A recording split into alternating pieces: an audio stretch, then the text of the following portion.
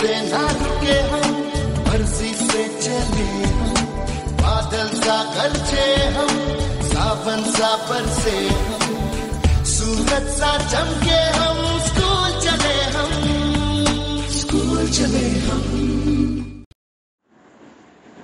Good morning students, welcome in NSQF IT classes. आज हम basically जो हमने कल सेशन स्टार्ट किया था उसी को आगे बढ़ा रहे हैं। ठीक है, कल हमने 6 क्वेश्चन यूज़ कर लिए थे। हमारे जो यूनिट सेकंड है उसका हम जो पार्ट यूज़ कर रहे थे उसके 6 क्वेश्चन सोल्व किए थे हमने। आज हम 7th नंबर क्वेश्चन से सोल्व कर रहे हैं। जस्ट फर्स्ट वन क्या है, BPO कितने प्रकार के हैं। ठीक है, 7 नंबर जो क्वेश्चन है, दुनिया में ऐसी बहुत सी कंपनियाँ जो दूसरे संगठनों या कंपनियों को BPO सेवा प्रदान करती है, तो इन्हीं कुछ चीज़ों को ध्यान में रखकर BPO की श्रेणी में बांटा गया है। जैसे BPO के बारे में हमने पढ़ा था कि BPO सेक्टर क्या है। जैसे देखो, ऑफसोर्स आउटसोर्सिंग, बिजनेस प्रोसेस आउटसोर्सिंग में देश के बाहर किसी कंपनी के साथ कॉन्ट्रैक्ट किया जाता है, उसे ऑफसोर्स कहा जाता है। मतलब देश से बाहर की अगर कोई भी कंपनी इस काम को करती है तो दैट इज़ कॉल्ड ऑफसोर्स कंपनी बोलते हैं उसको। ठीक है, नेक्स्ट देखिए इसमें क्या है। जैसे आउटसोर्सिंग कहते हैं, इसमें कंपनी किसी दूसरे देश की कंपनी को अपनी सेवाएं प्रदान करती है। जैसे कि on sourcing same country, near sourcing neighbouring countries, off sourcing distance centuries, मतलब बहुत सारे कंट्रीज़ के में डिफरेंस होता है, डिस्टेंस कंट्रीज होती हैं। नियर सोर्स में क्या होता है, किसी आसपास के देश की कंपनी के साथ कॉन्टैक्ट किया जाता है, जिसे नियर सोर्स आउटसोर्सिंग कहा जाता है।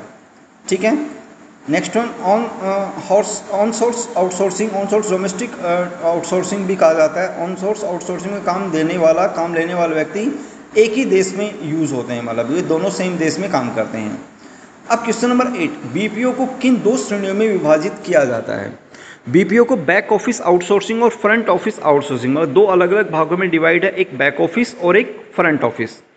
ठीक है, BPO में मिलने वाली नौकरी मुख्य रूप से बैक ऑफिस आउटसोर्सिंग और फ्रंट ऑफिस आउटसोर्सिंग के 2 प्रकार से प्रोवाइड की जाती है। बैक ऑफिस आउटसोर्सिंग क्या है, आमतौर पर BPO के बैक ऑफिस बिजनेस फंक्शंस में आंतरिक व्यापारिक कार्य को शामिल किया जाता है, जैसे कि HR, human resources, finance, accounting, data entry, purchasing, bill, payment process, IT solution, ये सब चीज़ें आपको प्रोवाइड कर दी जाती हैं।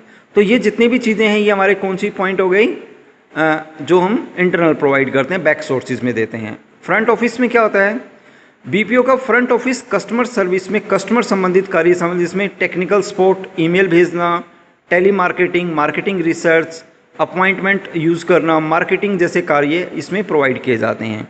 तो दोनों तरह से आप यूज़ कर सकते हैं, बैक ऑफिस में भी और फ्रंट ऑफिस में भी काम कर सकते हैं। Next one question number 9, BPO कंपनियों द्वारा दी जाने वाली विभिन्न सेवाएं के क्या क्या होती हैं। ठीक है, तो फर्स्ट वन क्या क्या सेवाएं प्रदान करती है। पहला, कस्टमर सपोर्ट सर्विसेज देती है कि आप 24/7 आप बाउंड कर सकते हैं कि आप अपनी समस्याओं को कभी भी हमारे पास भेज सकते हैं और ये आपकी समस्याएं तुरंत ऑन द स्पॉट आपको सॉल्यूशन देती हैं। Next one, technical support. Technical support में क्या होता है कि BPO द्वारा तकनीकी सेवा में software, hardware, peripherals, internet infrastructure आदि सेवाएं प्रदान की जाती है। जैसे आपके पास आज के दिन देख रहे हो होम सर्विसेज कंपनियां दे रही हैं, तो कंपनी अपने बंदे खुद अपॉइंट नहीं करती हैं, वो आउटसोर्सिंग से बंदे उठाती हैं और फिर वो सेवाएं प्रदान करती हैं। टेली मार्केटिंग में क्या दिया जाता है, ग्राहकों से बातचीत करना और ग्राहकों की सेवाओं उत्पादों की रुचि पैदा करना शामिल है, कि आपको कोई भी प्रोडक्ट है उसकी प्रमोशन करना है, सेलिंग करनी है, ऑनलाइन सेलिंग करनी है, वो सब चीज़ें इसमें शामिल की जाती हैं। IT हेल्प डेस्क लेवल 1 और 2 multi channel support, system trouble shooting, technical trouble shooting, product use के प्रश्नों का उत्तर देना, ये सब चीज़ें आपके IT हेल्प डेस्क प्रोवाइड करता है। इंश्योरेंस प्रोसेसिंग, इंश्योरेंस सेवाओं में न्यू बिजनेस अधिकरण, promotions, claim processing, policy maintenance and policy management आदि को शामिल किया गया है। तो ये अलग अलग सेक्टर्स हैं जिसमें आपको ये चीज़ें प्रोवाइड की जाती हैं। नेक्स्ट वन आपके पास डेटा एंट्री तथा डेटा प्रोसेसिंग। BPO में डाटा एंट्री प्रोसेसिंग की सुविधाएं प्रदान करती है, इसमें ऑनलाइन ऑफलाइन दोनों तरीके से डेटा एंटर कर सकते हैं।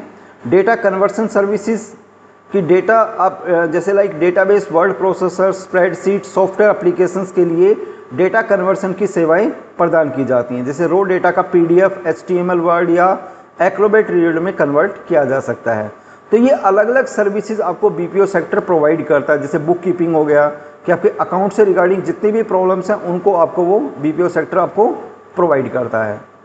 तो ये अलग अलग सेक्टर्स हो गए जिसमें हम ये चीज़ें करते हैं। इसके अलावा फॉर्म प्रोसेसिंग सर्विसेज हैं, ठीक है, कि आपको कैसे भी कोई भी फॉर्म जैसे प्रोसेस है, आपका बिल बनाना है, मेडिकल बिलिंग है, इंश्योरेंस क्लेम करना है, तो ये सब चीज़ें ऑनलाइन रिसर्च करना, internet product search, marketing research, survey, analysis, ये सब चीज़ें आपको ऑनलाइन सर्चेज में मिल जाती हैं। नेक्स्ट 10 नंबर क्वेश्चन है, बीपीओ में विभिन्न प्रकार की जॉब प्रोफाइल के बारे में विस्तार से वर्णन करें। मतलब बीपीओ सेक्टर में किस किस तरह की जॉब आपको मिल सकती हैं। बीपीओ हमारी एजुकेशन और एक्सपीरियंस के आधार पर अनेक प्रकार की जॉब प्रोवाइड करता है। जैसे बीपीओ अनेक तरह के अच्छे कैरियर ऑप्शन उपलब्ध करवाता है, जैसे typical call centre voice and non voice पे आधारित होते हैं। वॉइस बेस्ड कौन से होते हैं? इस तरह के कॉल सेंटर में कस्टमर फ़ोन के माध्यम से डायरेक्ट इंटरेक्ट किया जाता है, मतलब डायरेक्टली आप बातचीत कर सकते हैं। नॉन वॉइस में क्या होता है कि कॉल सेंटर में कस्टमर से डायरेक्ट इंटरेक्शन नहीं होता, बल्कि कस्टमर से ईमेल या चैट द्वारा चीज़ें यूज़ की जाती हैं। अब इसका पहला एग्जांपल है customer service representation, CSR।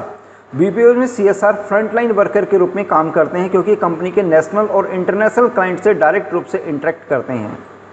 Technical support में कंपनी ये तैयार करती है कि अगर कोई भी प्रॉब्लम आती है तो वो उसके लिए जिम्मेवार हैं और वो उन चीज़ों का आपको बाई हैंड आपके सॉल्यूशंस प्रोवाइड करते हैं, जल्दी से जल्दी आपकी प्रॉब्लम का सोल्व आउट करने की कोशिश करते हैं। हार्डवेयर सपोर्ट, जॉब में एम्प्लॉय कंप्यूटर हार्डवेयर नॉलेज रखते हैं तो उन बंदों को बेसिकली रखा जाता है, तो इसमें diploma in hardware, diploma in computer application आदि इन बंदों को प्रॉब्लम सॉल्विंग के लिए लगाया जाता है।